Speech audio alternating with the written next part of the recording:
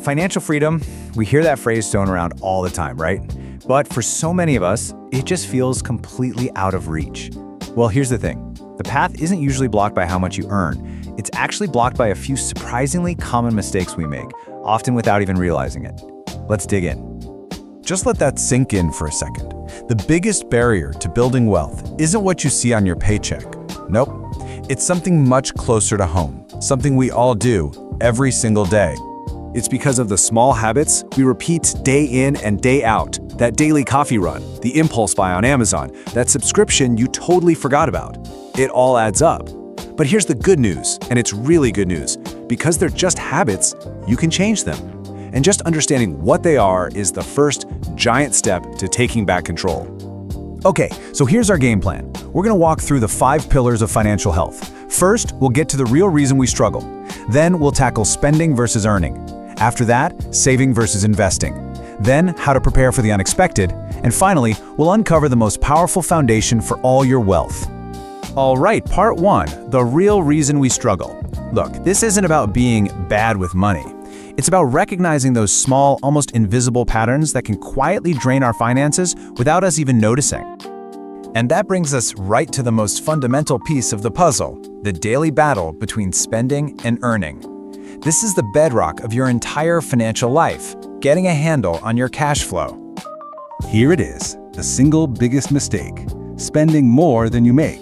It's a trap, and it's so easy to fall into with credit cards and easy loans for things we want but don't really need.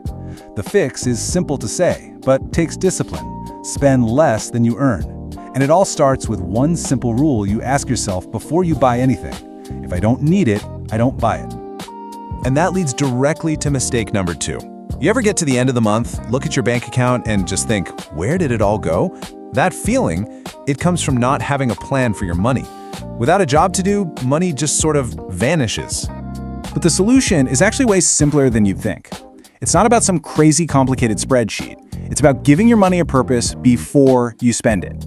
And a really powerful way to do that is with the 50-30-20 rule. It gives every single dollar a job. Here's how it works. It's so straightforward. 50% of your take-home pay goes to your needs, the absolute must-haves like rent and food. 30% is for your wants, the fun stuff that makes life worth living. And here's the most important part.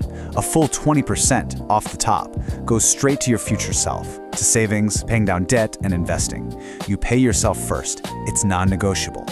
Now that 20%, that's where the real magic starts to happen. But just having it sit in a savings account isn't quite enough. To really build wealth, you have to understand the huge difference between just saving your money and making your money work for you.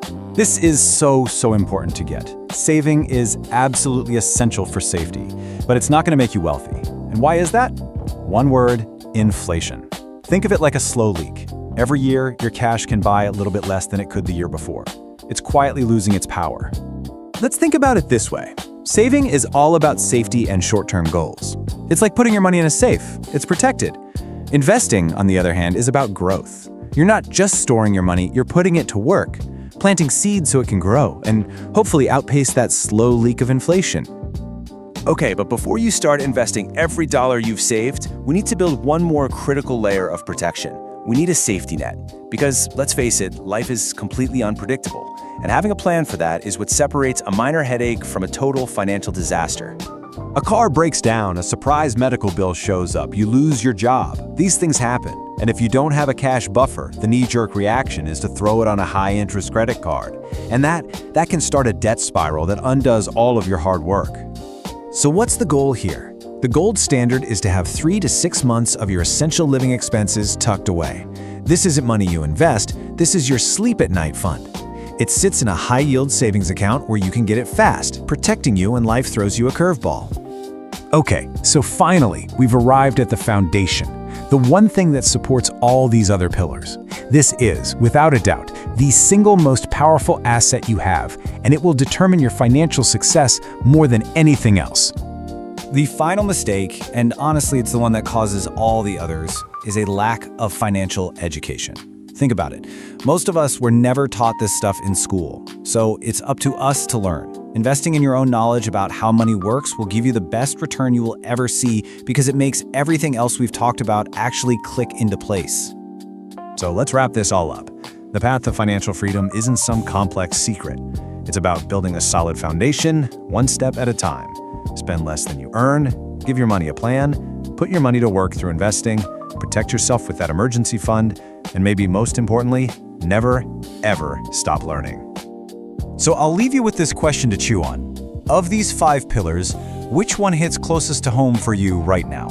What's the one change you could start making today that would have the biggest impact? That's a powerful thought to take with you. Thanks for joining this explainer.